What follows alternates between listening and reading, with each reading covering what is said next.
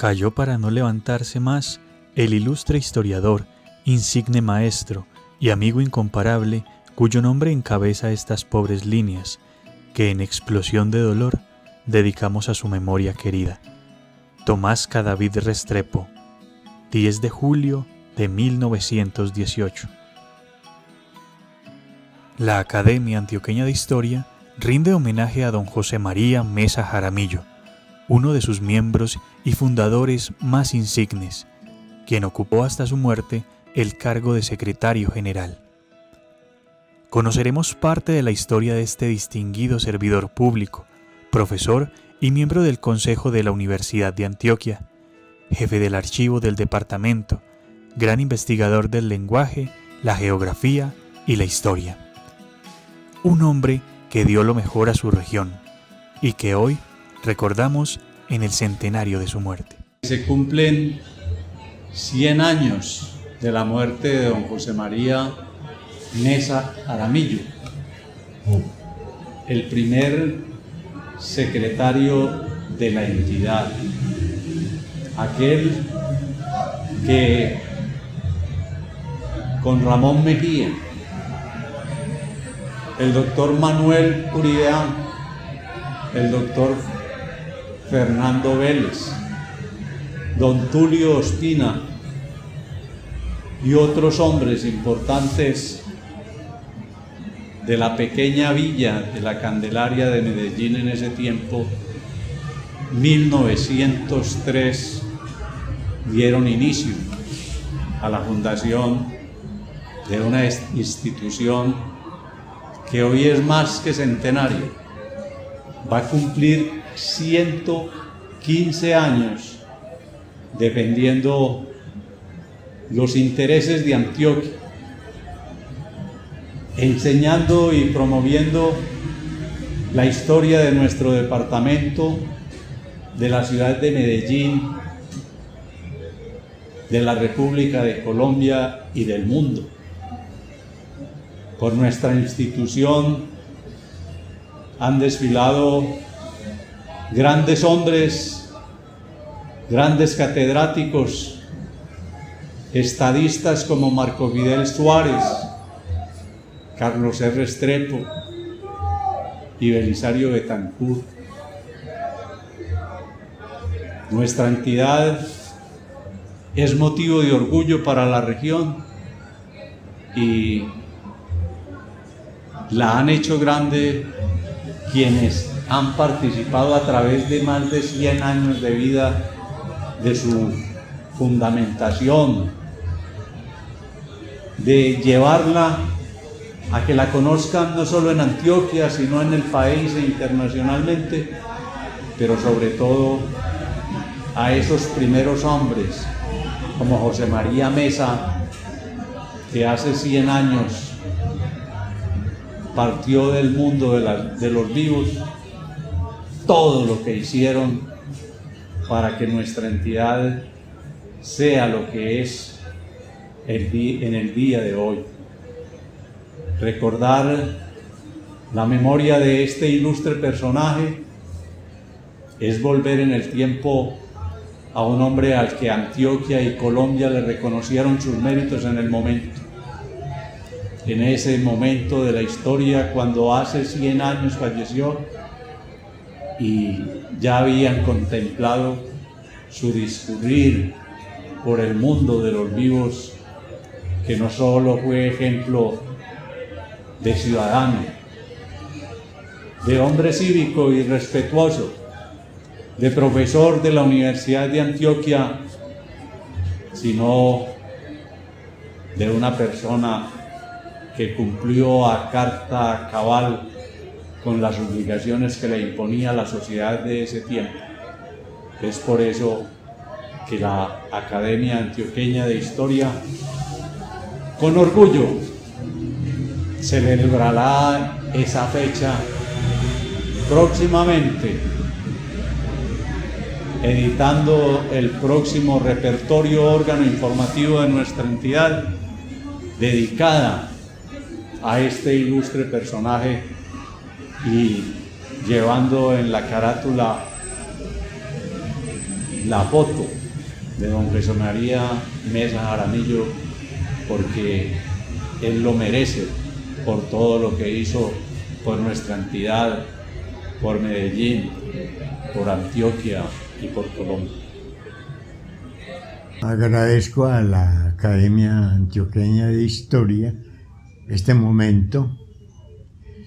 Yo soy Juan Fernando Mesa, soy nieto de José María Mesa Jaramillo. Y ahora, el 10 de julio de este año, se cumple el centenario de la muerte de él. Él fue muy vinculado a la academia, puesto que fue uno de los fundadores de ella. Él murió el 10 de julio de 1918. Por supuesto que yo no lo conocí, no había nacido cuando este acontecimiento se produjo, pero sí he conocido de él a través de mis padres, de mis tíos y de lo que he leído acerca de él. Y para mí ha sido muy significativo el influjo en mi formación y en mi vida. Y ahora, en estos días, se quiere conmemorar aquel acontecimiento.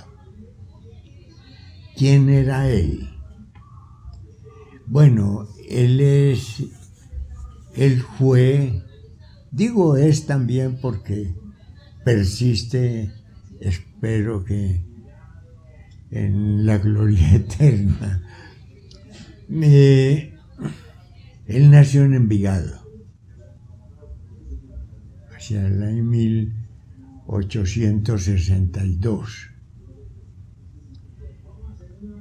Murió, por lo tanto, hacia los 56 y medio años, más o menos. Él fue una persona que de pequeño se hizo notorio en su interés por el estudio, hasta por la investigación, dicen quienes le conocieron. Hay una reseña biográfica de él bastante completa de don Tomás Cadavid Restrepo. Y anota que muy pronto él empezó su interés por la formación. Él pronto quedó huérfano de padre y fue a vivir con la familia por el lado materno. Se fue a vivir con Juan Ignacio Jaramillo, que era su abuelo materno, y de él aprendió las primeras letras. Pronto ya fue desarrollando su capacidad y se orientó mucho por el estudio del castellano. En ese entonces se hablaba más de castellano que de español, y de la geografía. Mostró mucha inclinación por ello.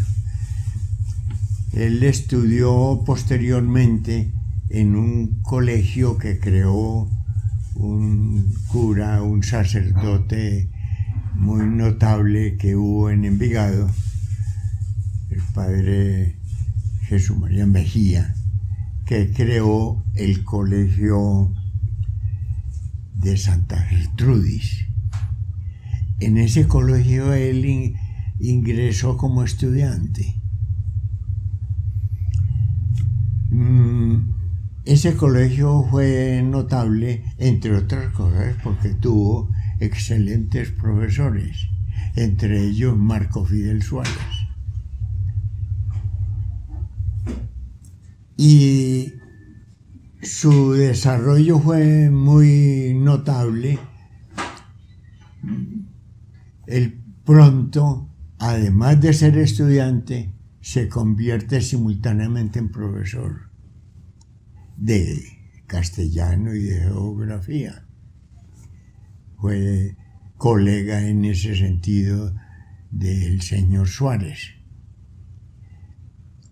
Luego, antes la familia tuvo algunas dificultades de tipo económico y él, en su propia casa, tuvo una especie de escuela o colegio con 12 jóvenes a quienes les enseñaba. Viajó a Bogotá y fue alumno de la universidad hoy, el Colegio Mayor del Rosario, donde estudió filosofía, historia, etc. Adquirió mucho prestigio. Fue a Piedecuesta, Santander, y allá trabajó en la docencia al lado de Luis Martínez Silva, el hermano de el notable intelectual Carlos Martínez Silva. Viajó a Venezuela porque él era muy estudioso de la personalidad y los acontecimientos de Simón Bolívar. Tuvo la oportunidad de conocer a la famosa Matea, la vieja Matea que tuvo en sus brazos a Bolívar cuando estaba infante. También viajó a México y allá, cuando en su estadía en México, en el país empezó la Guerra Civil del año 85. Entonces regresó al país y estuvo allí como actor en esa conflagración.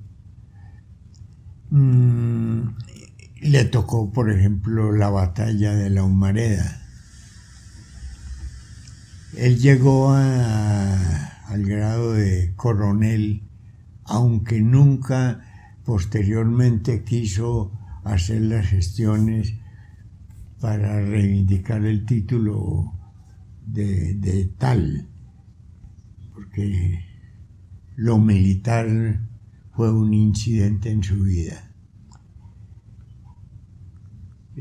Cuando regresa al país y ya pasa la guerra, él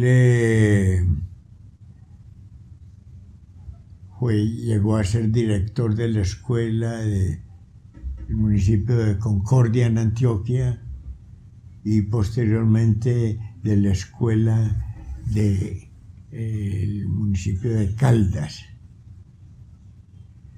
El general Marceliano Vélez, que lo estimaba mucho, lo nombró director de estadística de Antioquia. Y posteriormente, otro gobernador le encomendó la función de director del archivo del departamento. A él prácticamente le tocó organizar este archivo. Hacia 1903, si mi memoria no falla, es nombrado catedrático de Historia en la Universidad de Antioquia.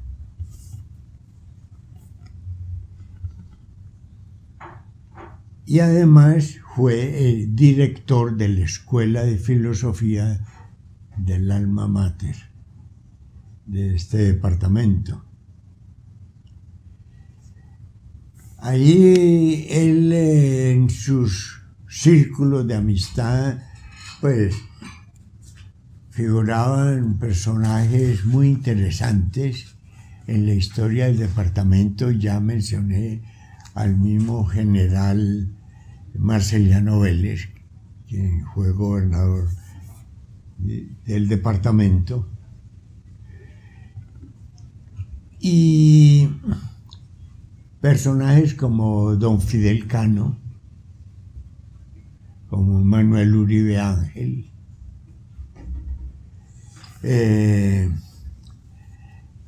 como don Tulio Ospina, etc.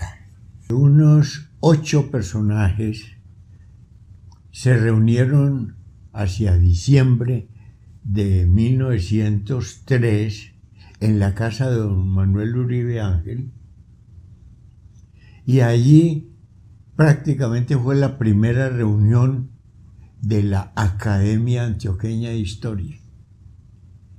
Y posteriormente, casi de inmediato, pues con poco tiempo de por medio, hubo una reunión más ampliada y firmaron otros, además de estos 8 iniciales, firmaron el acta de fundación de la academia. Ellos tenían autorización de la Academia Nacional de Historia, eran miembros correspondientes y empezó a funcionar desde entonces esta Academia Antioqueña. Y mi abuelo, José María, fue designado secretario. Es muy curioso los términos de la época y las instituciones de la época: secretario perpetuo de la academia. Y en realidad lo fue, en el sentido de que desde entonces hasta su muerte fue el secretario de la misma. Don Manuel Uribe estaba muy enfermo y al poco tiempo murió. Entonces, a mi abuelo y a ese grupo inicial le tocó prácticamente sacar adelante esta fundación. Es un hecho importante, sin duda ninguna, en el desenvolvimiento de las ciencias históricas en el departamento. Él hizo estudios interesantes sobre Girardot, sobre Medellín. Tiene una reseña histórica sobre la fundación de Medellín. Tiene otros trabajos, una investigación que don Tulio Ospina elogia mucho sobre la minería en Antioquia. Hoy tiene actualidad ese tema por la complejidad de la explotación aurífera, sobre todo en el departamento. Es importante porque era una persona, lo dicen los testimonios que quedaron consignados en un repertorio histórico publicado en homenaje a él a raíz de su muerte. Una personalidad, digamos, mesurada, investigadora, de una honradez a prueba de todo desvío y nada de eso. Y de una memoria, dicen, sorprendente. Entonces, ese tipo de personajes que contribuyen al desenvolvimiento de la sociedad, pues hay que incorporarlos. Juan Pablo II dice que pueblo sin memoria es un pueblo sin identidad. Y tiene razón. Lo mismo que le pasa a una persona. Si una persona pierde su memoria, se enajena. No sabe de dónde viene, a dónde va, quién es. Lo mismo le pasa a las sociedades. Por eso la historia no es simplemente una curiosidad, una mirada curiosa hacia el pasado. No. No se entiende el presente ni se puede descifrar el futuro y menos planear el futuro deseado si no se tiene conciencia de qué pueblo es, qué sociedad es, de dónde viene y hacia dónde va. En ese sentido, es importante celebrar también este tipo de acontecimientos. Se podría hablar mucho, y muchas anécdotas y muchas cosas, pero en síntesis, no por ser mi abuelo, aunque le tengo una gran admiración y gratitud y afecto, sino porque ese grupo de personas que crearon la academia y que contribuyeron al conocimiento de nuestra historia tienen un mérito muy especial. La historia, el ser humano es el único ser cultural, es el único que produce conscientemente cultura y es el único ser histórico en rigor, en el sentido de que el ser humano es consciente de su propia existencia. Y entonces en esto ese protagonismo ayuda también a que forjemos una historia de cara al futuro mucho mejor, corrigiendo errores, cubriendo omisiones y sobre todo introduciendo un acontecer que desenvuelva más el proceso hacia el desarrollo integral humano. Ese es el sentido de esta celebración. Yo le agradezco a la academia que se ocupe de él y que la celebración no sea simplemente celebración, sino un nuevo paso hacia el futuro, porque quien no reconoce el pasado, quien no recoge con discernimiento lo ya acontecido, no acierta el señalamiento de las rutas futuras.